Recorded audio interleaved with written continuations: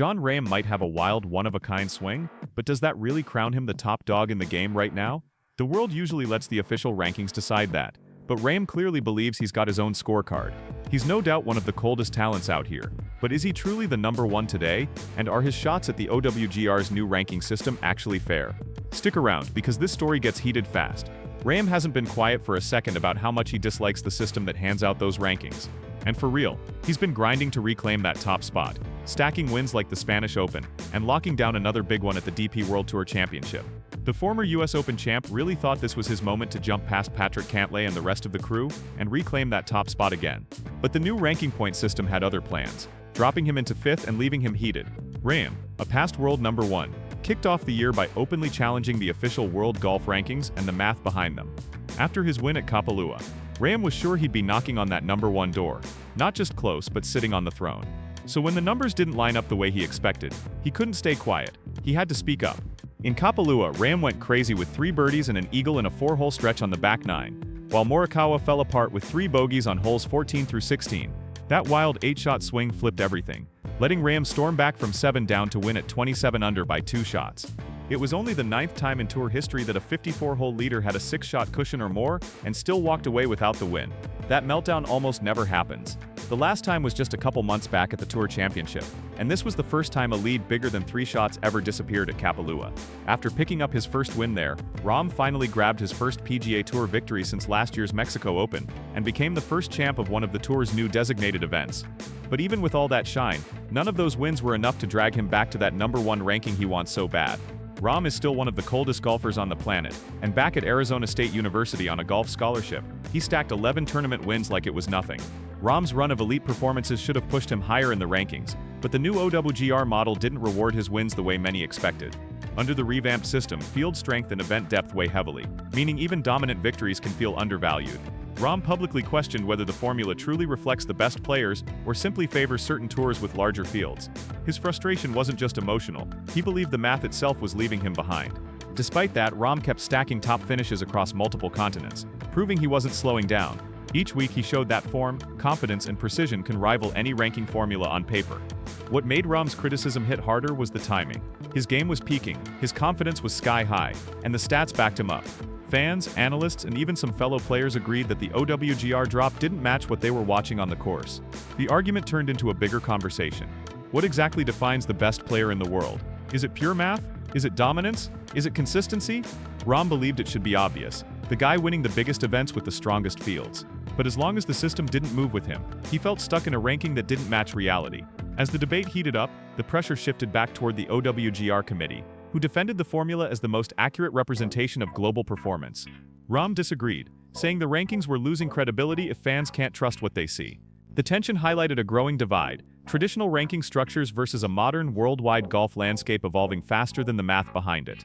Still, Rahm didn't let the noise slow him down. Every tournament became another chance to make his case on the course instead of behind a microphone. And with every leaderboard he climbed, the question grew louder. How long can the system ignore results this strong? He ranked second in his school's history, sitting right behind Phil Mickelson, who stacked 16 wins like it was nothing. Born to Otto Torres and Angela Rodriguez in the Basque region of Spain, Rahm came into the game ready to prove something big. In 2015 and 2016, he grabbed the Ben Hogan Award back-to-back, becoming the first golfer ever to take it twice. At the 2014 Eisenhower Trophy, he showed out again as the top individual, making it clear he wasn't just another name on the list. By April 2015, Jon Rahm became the 28th player to hit number one in the World Amateur Golf Rankings, holding that spot for 25 straight weeks before slipping only to bounce right back and lock it down for another 35 weeks. In total, Rahm spent 60 weeks as the top amateur on the planet, proving his rise wasn't luck, it was built. He later secured the Mark H. McCormack Medal as the top player in the World Amateur Rankings, locking in his spots for the next year's US Open and the Open Championship. On top of that, he finished as the low amateur at the 2016 US Open, proving he was built for big stages long before turning pro. Years down the line, he climbed all the way to world number one after taking the Memorial Tournament in 2020, a moment that showed his rise wasn't slowing down, it was just getting louder. And after that run at number one, Rahm broke through with something no Spaniard had ever pulled off. He became the first Spanish golfer to win the US Open, a championship dating back to 1895, and only the second Spaniard after Seve Ballesteros to ever hit number 1 in the world. That US Open win marked Rahm's first major title, and he dedicated it to the late Spanish legend Seve Ballesteros, a powerful tribute that showed exactly who helped shape his fire. At just 28, Rahm has already run up a serious career resume, turning pro in 2016 and hitting the big stage fast. His first World Golf Championship start came at the WGC Mexico, where he finished only 2 shots behind the winner, Dustin Johnson, a statement performance for a newcomer. In 2018, he chased Dustin again at the Century Tournament of Champions in Hawaii, this time finishing 8 shots back but still showing he belonged in that spotlight.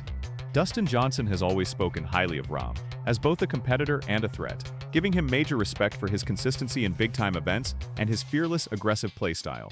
In one interview, Dustin said Jon Rahm is one of the best golfers he has seen, and made it clear he believes the Spaniard is going to be a dominant force on tour for a long time. Jon has already stacked an impressive list of wins in his career, showing he's been a solid stand-up player since his amateur days, and his momentum just keeps rolling. Victories like the 2017 Irish Open, the 2018 Spanish Open, and the 2021 Memorial Tournament are only a few of the events he's claimed across the PGA Tour and European Tour. His fearless style and his constant presence near the top of major leaderboards have turned him into one of the most respected grinders in the game. And according to fellow golfer Pat Perez, Rahm hasn't even scratched the surface of what he can really do. Perez, now playing on the Saudi-backed circuit, said he believes Jon Rahm might be the next guy to take over golf for the entire decade. On an episode of Golf Subpar, Pat said, "I don't think anyone is going to beat Jon Rahm consistently for a decade, and I think he's going to have the most majors when it's time." Rahm's rise didn't happen by accident. Every step of his career has shown a level of maturity and focus rarely seen in players his age. Coaches who worked with him early on said he always had a blend of power and discipline that set him apart. While other young talents relied purely on distance, Rahm built a complete game, shaping shots, controlling tempo, and learning how to win under pressure. His confidence wasn't arrogance, it came from years of proving himself on every stage he touched.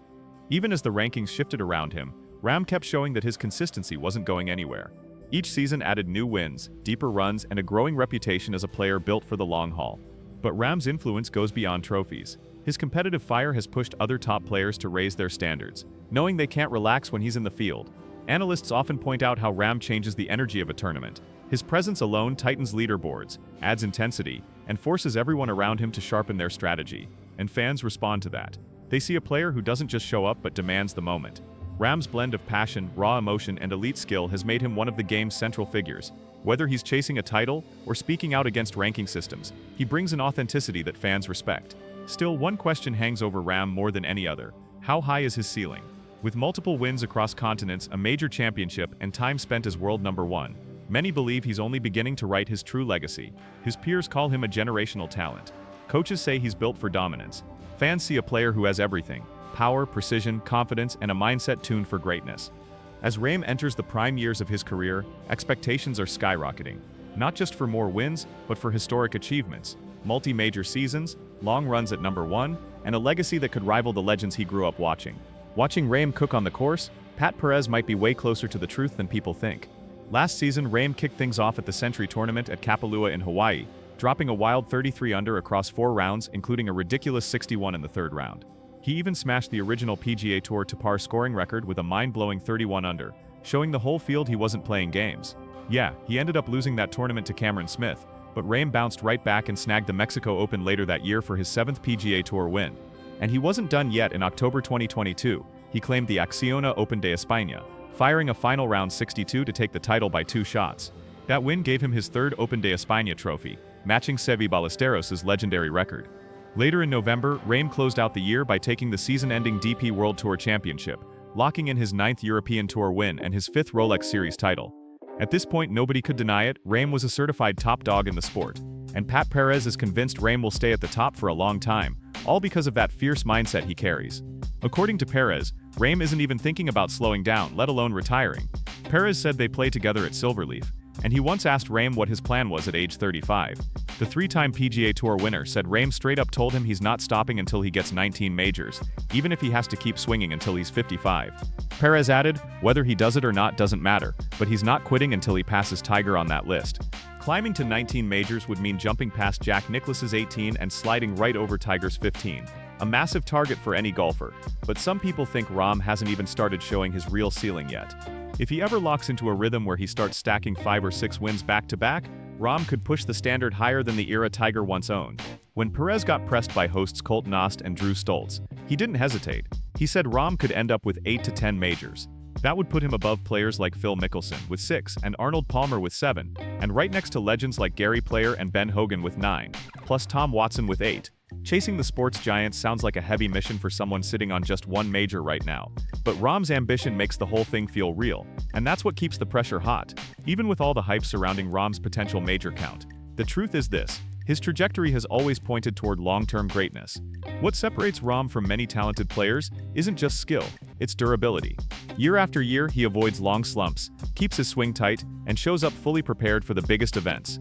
The numbers back it up. His strokes gained stats, his win percentage, and his consistency in elite fields have put him in conversations that only legends usually reach. Players who spend time around him describe him as laser-focused, competitive, and obsessed with improvement. That mindset is what makes 8, 9, or even 10 majors sound less like a fantasy and more like a realistic ceiling. Rahm is built for the grind, and that grind is exactly what produces generational careers. But greatness isn't just about raw talent. It's about timing, momentum, and seizing windows when they open. Rahm is entering the prime stretch of his career, the same phase when players like Tiger, Faldo, and Watson made their biggest leaps. He's stronger, smarter, more experienced, and mentally tougher than he's ever been. And with the modern game shifting toward power mixed with precision, Rahm fits the era perfectly. Every season brings a new storyline, a new challenge, and a new rival. But Rahm has shown he can adapt faster than most. Whether it's a new swing tweak, a ranking controversy, or a showdown against rising stars, he always finds a way to stay in the spotlight. And the scary part for the rest of the field? Rahm's climb might just be getting started. But Rahm isn't settling. He wants way more. And Perez keeps saying Rahm is the guy for the next decade, because of how steady and adaptable he is. Pat also believes Rahm's swing is so controlled and powerful that he doesn't see him getting injured anytime soon. Which is huge, because if Rahm wants to chase that massive career goal, he'll need to stay out there for a long time. It takes real confidence to step up and call out the way the official World Golf Ranking hands out points, and only someone who truly believes they're the top player alive would even dare to do that. And Rahm fits that mold perfectly. He's confident, focused, and not scared to speak his truth. Rahm straight up says he's the best player in the world right now, no matter what the rankings show. John admits that last year had its moments. First, Scottie Scheffler looked like the best, then Rory McIlroy took that spot. But now Rahm believes he's the top guy, and he's clearly frustrated the rankings aren't backing him up. He said, "I've won 3 times since the playoffs, and I don't even get close," and he's trying to figure out how that makes any sense.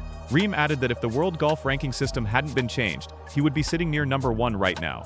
He finished by saying, "I feel like I've been the best player in the world since August," making it clear he's not hiding how he feels.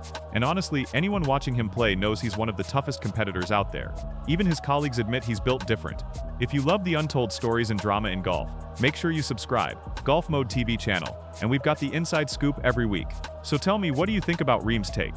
Is the OWGR system really off, or is it just the reality of modern rankings? Drop your thoughts and we'll catch you in the next one.